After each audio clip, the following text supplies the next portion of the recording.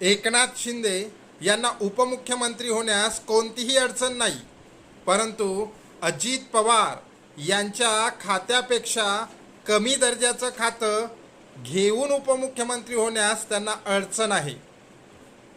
एकनाथ शिंदे आणि अजित पवार हे दोन्ही उपमुख्यमंत्री असणार आहेत.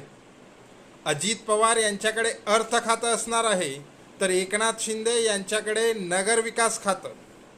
अर्थ खातं हे नगरविकास खात्यापेक्षा महत्त्वाचं खातं आहे. अर्थ खात्यातून सर्व विभागाला निधी दिला जातो आणि त्याच्यामुळेच अजितदादा आपल्यावर वरचढ होतील अशी एकनाथ शिंदे यांना भीती आहे.